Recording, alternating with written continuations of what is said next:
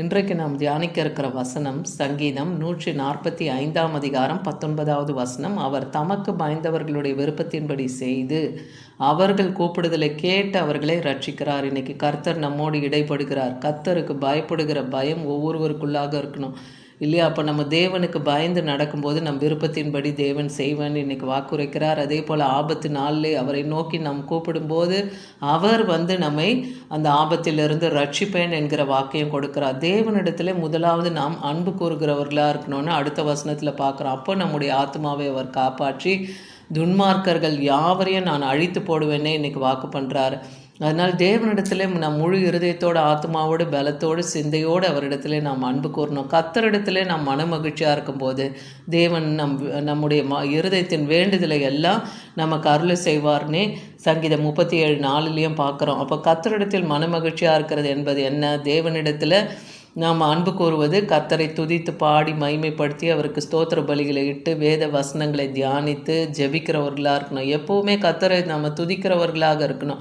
தாவீது எப்படி கர்த்தரை துதித்து கொண்டே இருந்தார் இல்லையா? கர்த்தரை நான் எக்காலத்திலும் ஸ்தோத்தரிப்பேன், அவர் துதி என் வாயில் இருக்கும்னு சொல்கிறார். அப்படி நாம் துதித்து தேவனை மைமைப்படுத்தி நம் மன மகிழ்ச்சியாக இருக்கும்போது நம் இருதயத்தின் வேண்டுதலை தேவன் நிறைவேற்றுவார். அதே போல் நீங்கள் அவருடைய ஆவியினாலே உங்கள் உள்ளான மனுஷனில் வல்லமையாய் பலப்படுங்கன்னு எபேசியர் 3:16 பார்க்குறோம். கர்த்தருடைய வசனத்தினாலே நம்முடைய உள்ளான மனுஷன் சரீரம் மாத்திரம் பலப்படுறது கிடையாது. நம் உள்ளான அந்த ஆவி ஆத்மாவும் பலப்படணும்னா கர்த்தருடைய சமூகத்திலே நாம் காத்திருக்கணும். வேத வசனங்களை நாம் தியானிக்கும் போது அந்த வார்த்தை நம்மை பலப்படுத்தும். ஏன்னா விசுவாசத்தினால தான் கிறிஸ்து உங்கள் இருதயங்களில் வாசமாக இருக்கிறார் என்பதை நீங்கள் அறிய முடியும். அப்போ வேத வசனத்தை தியானிக்கும் போது தான் அவர் அன்பிலே நீங்கள் வேரூன்றி நிலை பெற முடியும்.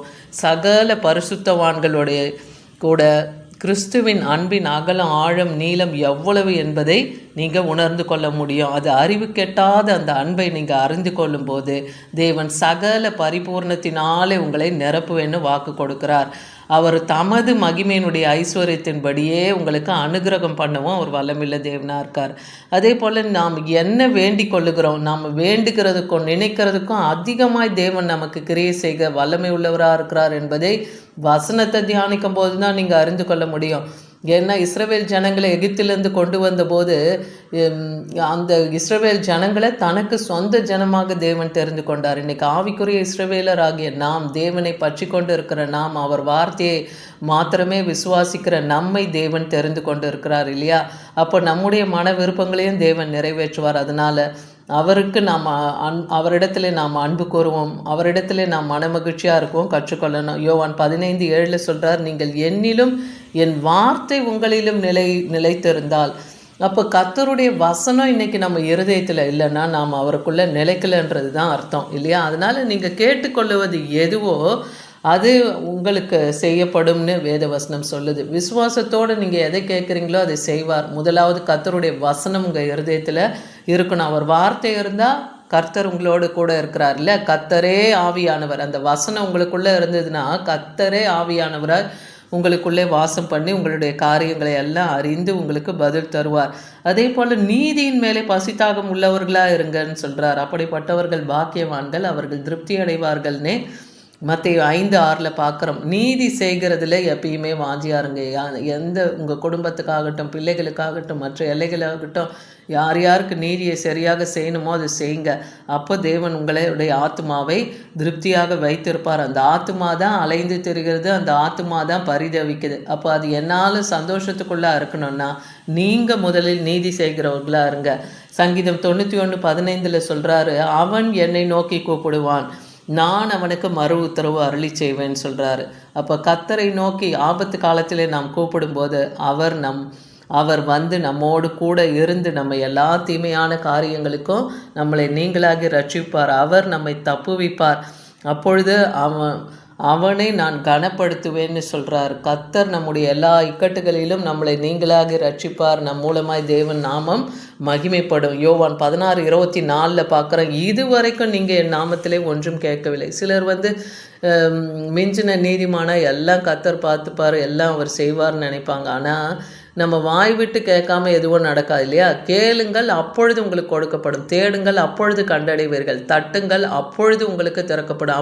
அப்பொழுதுன்னா நீங்கள் கேட்கும் போதும் தட்டும் போதும் தான் நம்ம அதை காரியங்களை நம்ம பெற்றுக்கொள்ள முடியும். அப்போ இதுவரைக்கும் நீங்கள் அவர் நாமத்தில், இயேசு கிறிஸ்துவின் நாமத்தில் நம்ம எதை கேட்டாலும் அதை நமக்கு செய்வேன்னு சொல்கிறார் இல்லையா? அப்போ அவர் நாமத்தில் நீங்கள் இன்னும் ஒன்றும் கேட்காம இருக்கீங்க. கேட்டிங்கன்னா அப்பொழுது உங்கள் சந்தோஷம்லாம் நிறைவாகும்படியாக அதை பெற்றுக்கொள்வீர்கள் என்று விசுவாசிங்க. நீங்கள் நீதிமான்கள் கூப்பிடும்போது கர்த்தர் கேட்குறாருன்னு வேதவசனம் சங்கீதம் 34:17 சொல்லுகிறத பார்க்குறோம். நீதிமான் கூப்பிடுதலுக்கு கர்த்தர் செவி கொடுக்குறார். அவங்களுடைய உபத்திரவங்களிலிருந்து அவங்களை நீங்களாகியும் ரட்சிக்கிறார். அதே போல் அவர் உங்களுடைய மன விருப்பத்தையெல்லாம் உங்களுக்கு தந்தோர்லே உங்கள் ஆலோசனையை நிறைவேற்றுவார். யாருக்கு? நீதிமானுக்கு. நீதிமான் தன் காரியத்தில் அவன் உண்மை உத்தமமாய் தேவனுக்கு பிரியமாக நடக்கும்போது அவனுடைய மன விருப்பத்தை நிறைவேற்றி அவனுடைய ஆலோசனைகளையும் தேவன் நிறைவேற்றுவாராம். அதே போல் ஆபத்து காலத்தில் நீங்கள் வெட்கப்பட்டு போகாமல் இருந்து பஞ்ச காலத்திலையும் நீங்கள் திருப்தி அடையணும் என்பது தான் தேவனுடைய சித்தம் இல்லையா? சங்கீதம் 37:19 அப்படி சொல்லுது. அப்போ கர்த்தருடைய பிள்ளைகள், கர்த்தருக்கு பயந்து நடக்கிறவங்க, கர்த்தருடைய நீதிமான்கள் இல்லையா? தேவனுடைய கட்டளை கற்பனைக்கெல்லாம் நம்ம கீழ்ப்படிந்து அவருக்கு செவி கொடுத்து இருப்போமானால் ஆபத்து காலத்திலே நாம் வெட்கப்பட்டு போகாமல் இருப்போம். இந்த உலகத்திலே பஞ்சகாலங்கள் வந்தாலும் தேவன் நம்மை திருப்தியாய் போஷிப்பார். ஆவிக்குரிய வசனத்தினாலும் போஷிப்பார். உலகத்துக்கு பிரகாரமான ஆகாரத்தினாலும் தேவன் நம்மை போஷிப்பார். கர்த்தருடைய பரிசுத்தவான்களேன்னு வேத வசனம் சொல்லுது சங்கீதம் 34:9. அப்போ தேவனுக்கு பயந்து நடக்கிறவங்க, அவருடைய ஊழியத்தை செய்கிறவங்க, கர்த்தருடைய பிள்ளைகள், அப்படிப்பட்ட பரிசுத்தவான்கள் அவருக்கு பயந்து நடக்கும்போது அவர்களுக்கு ஒரு குறைவும் இருக்காதுன்னு வேதவசனம் சொல்லுகிறத பார்க்குறோம். நீதிமொழிகள் 15:29 துன்மார்க்கருக்கு கர்த்தர் தூரமார்க்கார், நீதிமான்களின் ஜபத்தையும் அவர் கேட்கிறார்னு பார்க்குறோம். அப்போ துன்மார்க்கன் அவன் எவ்வளோதான் அக்கிரமத்தில் இருக்கான்னா அவனுக்கு தேவன் தூரமாக இருப்பார். ஆனால் நீதிமான்கள் ஜபத்தை தேவன் தள்ளாமல் கேட்குறவராக இருக்காருன்னு பார்க்குறோம். நீதிமான்களுடைய ரட்சிப்பு யாரால வரும்? கர்த்தராலே வரும்னு சங்கீதம் 37:39 பார்க்குறோம். இக்கட்டு காலத்திலே அவரே அவர்களுக்கு அடைக்கலம்னு பார்க்குறோம். அதே போல் கர்த்தர் அவர்களுக்கு உதவி செய்து, யாருக்கு? நீதிமானுக்கு கர்த்தர் உதவி செய்து அவர்களை விடுவிப்பார். அவர்களை நம்புகிறவர்களை அவர் விடுதலையாக்கி அவர் துன்மார்க்கர்களுடைய கைக்கு நீதிமான்களை தப்புவித்து ரட்சிக்க தேவன் வல்லமையுள்ளவராக இருக்கிறார்.